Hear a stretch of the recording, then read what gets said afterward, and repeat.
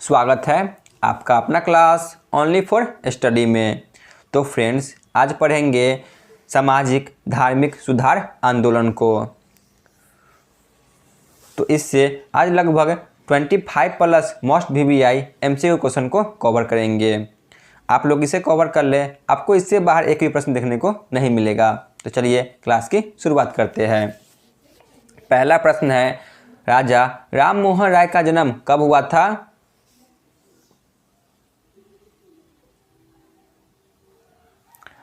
राजा राम मोहन राय का जन्म कब हुआ था? इनका जन्म 1772 ईस्वी में हुआ था। Option C. Question number 2, Raja Ram Mohan Roy का जन्म कहाँ हुआ था? जो राजा राम मोहन राय है तो इनका जन्म कहाँ हुआ था? Option A Bihar, option B Paschim Bengal, option C Madhya Pradesh या ऑप्शन डी हरियाणा। राजा राम मोहन राय का जन्म पश्चिम बंगाल में हुआ था। Option B. Question number 3, Bharat का नवजागरण के अग्रदूत के नाम से किन्हें जाना आता है? बताइए, भारत के नवजागरण के अग्रदूत के नाम से किन्हें जाना आता है? Option A Swami Vivekananda, option B Swami Dayanand Saraswati, option C Raja Ram Mohan Roy या ऑप्शन डी ईश्वर चंद्र विद्यासागर। तो इसका सही जवाब होगा ऑप्शन सी। भारत के नवजागरण के अग्रदूत के नाम से राजा राम मोहन राय को जाना आता है। क्वेश्चन नंबर 4, आधुनिक भारत के प्रथम महान नेता के रूप में किन्हें जाना आता है?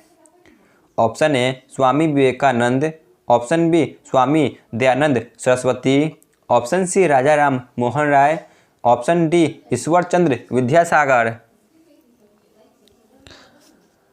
आधुनिक भारत के प्रथम महान नेता के रूप में ऑप्शन सी राजा राम मोहन राय को ही जाना आता है। क्वेश्चन नंबर 5, राजा राम मोहन राय के प्रथम ग्रंथ का क्या नाम था? Option A Tuhfat ul Muwahhidin, option B Sambad Kaumudi, option C मिरातुल अखबार या ऑप्शन डी इनमें से कोई नहीं। राजा राम मोहन राय के प्रथम ग्रंथ का नाम ऑप्शन ए तोहफत उल मोहिउद्दीन था, जो कि फारसी भाषा में लिखी गई थी। क्वेश्चन नंबर 6, तोहफत उल मोहिउद्दीन किस भाषा में लिखी गई थी? यहाँ पे प्रश्न पूछ लिया गया है, बताइए। तो ऑप्शन डी, यह फारसी भाषा में पूछी गई थी। आगे बढ़ते हैं। क्वेश्चन नंबर 7, आत्मीय सभा का गठन 1815 में किसने किया? Option A Swami Vivekananda, option B Swami Dayanand Saraswati, option C Raja Ram Mohan Roy या option D Ishwar Chandra Vidyasagar.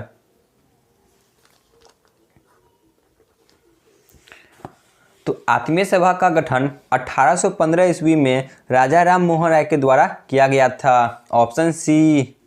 Question number 8, Vedanta society का गठन किसने किया था? बताइए, जो वेदांत सोसाइटी है तो इसका गठन किसने किया था? Option A Swami Vivekananda, option B Swami Dayanand Saraswati, option C Raja Ram Mohan Roy या option D Ishwar Chandra Vidyasagar. Vedanta society का गठन ऑप्शन सी राजा राम मोहन राय के द्वारा ही किया गया था। क्वेश्चन नंबर 9, सती प्रथा कानून पर प्रतिबंध कब लगाया गया? जो सती प्रथा है तो इस पर प्रतिबंध कब लगाया गया? ऑप्शन ए 1828 में, ऑप्शन बी 1829 में, ऑप्शन सी 1831 में या ऑप्शन डी 1832 में।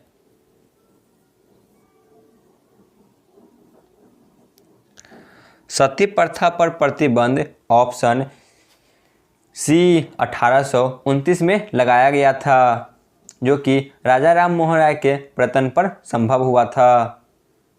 क्वेश्चन नंबर 10, सती प्रथा किनके प्रयासों से प्रतिबंध हुआ था? Option A Swami Vivekananda, option B Swami Dayanand Saraswati, option C Raja Ram Mohan Roy या ऑप्शन डी ईश्वर चंद्र विद्यासागर। सती प्रथा यह राजा राम मोहन राय के प्रयत्न पे संभव हुआ था। क्वेश्चन नंबर 11, राजा राम मोहन राय ने वेदांत कॉलेज की स्थापना कब की थी? जो राजा राम मोहन राय है इन्होंने वेदांत कॉलेज की स्थापना कब की थी? तो इसका सही जवाब होगा ऑप्शन डी सन 1825 में। क्वेश्चन नंबर 12, भारतीय पत्रकारिता के अग्रदूत के नाम से किन्हें जाना जाता है? बताइए, भारतीय पत्रकारिता के अग्रदूत के नाम से किन्हें जाना जाता है? तो वह है ऑप्शन सी राजा राम मोहन राय।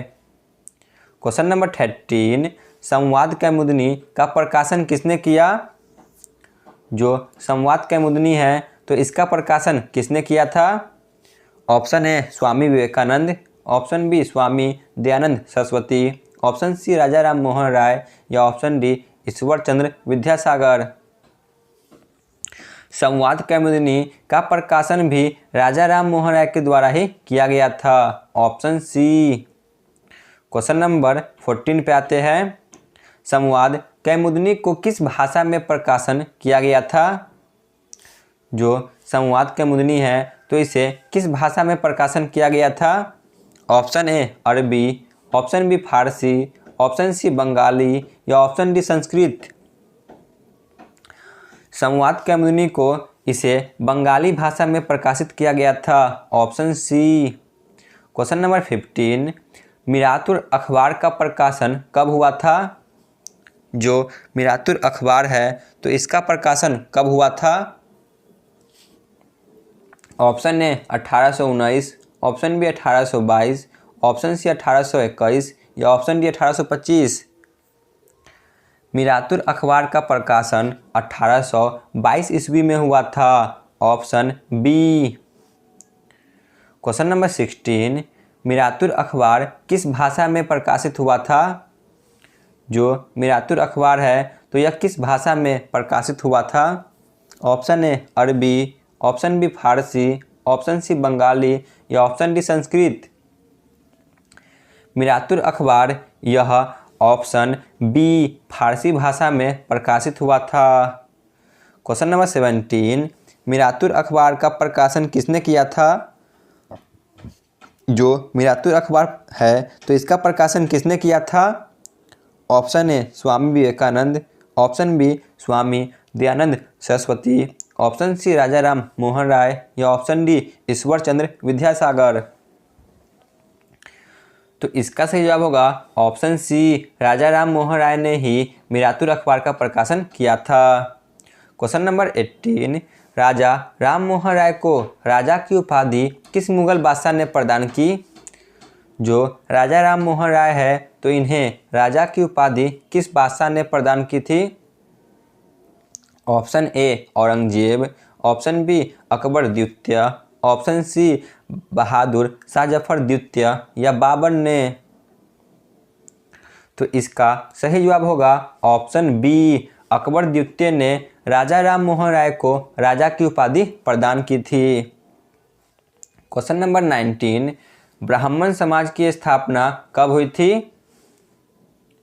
बताइए, जो ब्रह्मा समाज है तो इसकी स्थापना कब हुई थी?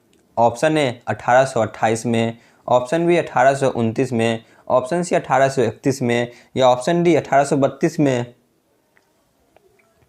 ब्रह्मा समाज की स्थापना 1828 ईस्वी में हुई थी, option A. Question number 20, Brahmo Samaj की स्थापना किनके द्वारा की गई थी? Option A Swami Vivekananda, option B Swami Dayanand Saraswati, option C Raja Ram Mohan Roy या option D Ishwar Chandra Vidyasagar.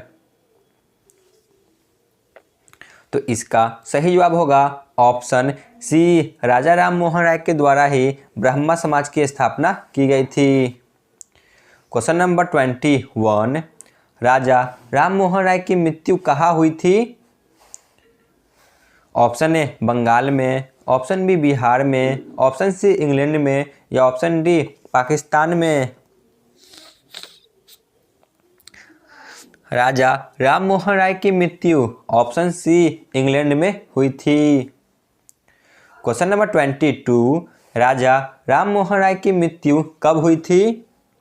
Option A 1828 में, ऑप्शन बी 1829 में, ऑप्शन सी 1831 में या ऑप्शन डी 1833 में। राजा राम मोहन राय की मृत्यु ऑप्शन डी 1833 ईस्वी में इंग्लैंड में हुई थी। क्वेश्चन नंबर 23, ब्रह्मा समाज का विभाजन कब हुआ था? जो ब्रह्मा समाज है तो इसका विभाजन कब हो जाती है?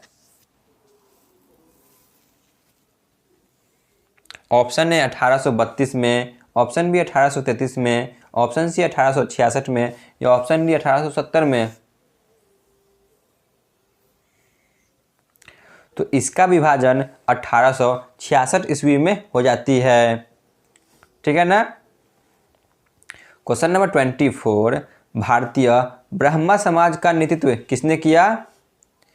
जो ब्रह्मा समाज है तो यह दो भागों में बढ़ जाती है, भारतीय ब्रह्मा समाज और आदि ब्रह्मा समाज।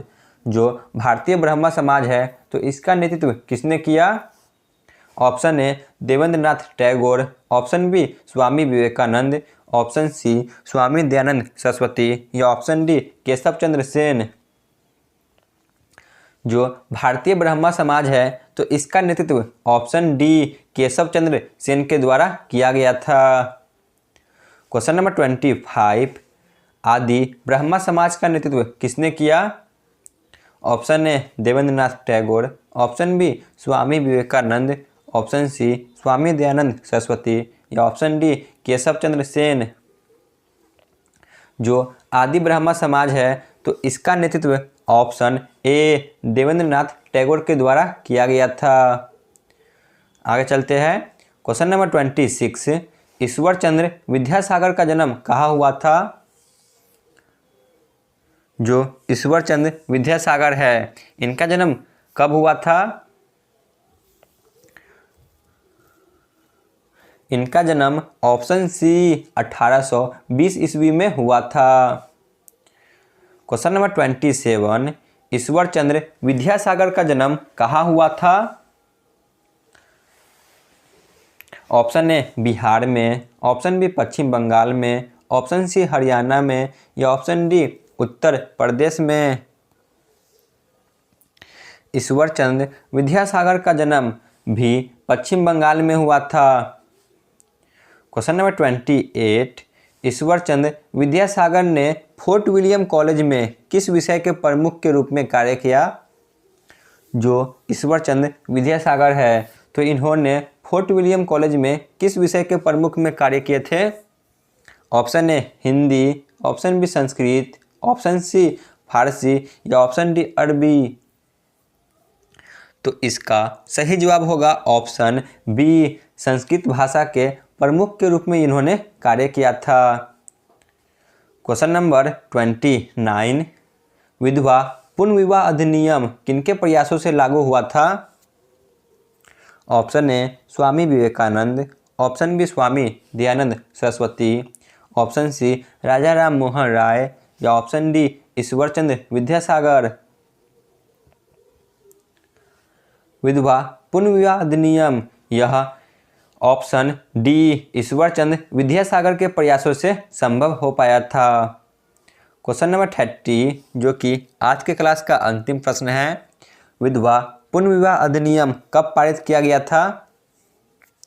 ऑप्शन ए 1842 में, ऑप्शन बी 1854 में, ऑप्शन सी 1856 में या ऑप्शन डी 1858 में। जो विधवा पुनर्विवाह अधिनियम है तो यह 1856 ईस्वी में लागू किया गया था। ऑप्शन सी, ठीक है ना, 1856 ईस्वी में इसे पारित किया गया था ईश्वर चंद्र विद्यासागर के प्रयत्न से।